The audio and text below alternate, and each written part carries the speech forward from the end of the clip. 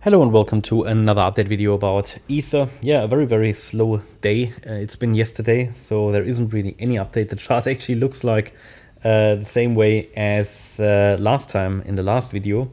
Really not much more to add. So for initially we need to make sure that we all understand that so far our primary scenario has already played out. We wanted that the price turns around in our orange support area. So the larger box here already did its job. The price already reacted 3 times to this support area, and now we've even broken above the last high, which was here at $2,070. In fact, we've even reached our target area here for the next move to the upside. Now this could be a third wave. How exactly that's subdividing is a little difficult. Could be an ABC structure that's unfolding here, because the wave 1 is also an ABC, the wave 2 as well, and the wave 3 could also form an ABC structure. In whatever it's doing to keep the upside pressure alive, I would like to see that ETH stays above the 78.6 retracement level at 1967, or let's call it 1965. The reason is that if this wave 3 is unfolding as an ABC structure, because we're dealing here with an ending diagonal in wave 5, of which this wave 3 is part, then yeah, the move up could have been an A wave, the move down a B wave, maybe already complete, maybe we get a few more squiggles down, and the B wave would ideally in this context not break below the 78.6 retracement.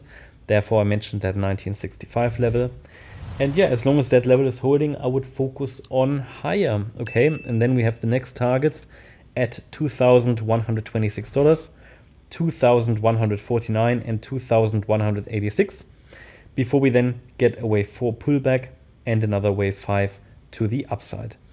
And that's basically it in a nutshell.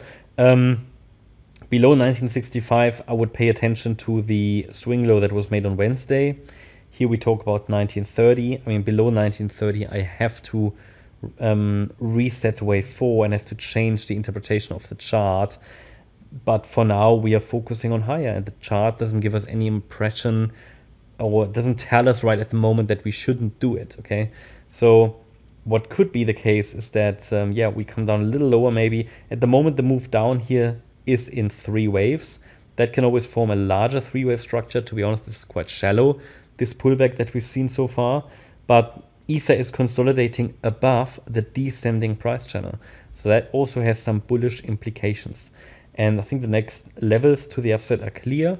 Relevant support is also clear. And essentially what we want is that we find a way here to form these 5 waves to the upside to complete the larger degree wave 1. And I can show you that again on the daily time frame. Where are we here? To complete that larger degree wave 1, and then we come back or come down in the wave 2 pullback afterwards. But be aware, even if we now push a little higher here in this extension higher, yeah, then this means that we are likely going to break above the 2023 high. And I'm not entirely sure if that will create so much FOMO that we see a massive extension to the upside. I think that's just worth mentioning. Now, also you need to understand that I'm not just outright bullish here. Be aware that most of this move is actually likely done in this wave 1. So a pullback is getting more likely at this stage. However, I would still see definitely more potential to the upside than the downside. But I can just highlight to you here that a pullback is getting more and more likely. And I think it could be, if the pullback is corrective, then this could be a potential opportunity to trade the next wave to the upside. Yeah, not much more to add at the moment. I hope you liked the update. If you did, please hit the like button, leave a comment and subscribe. And also make sure that you follow us on Instagram and Twitter.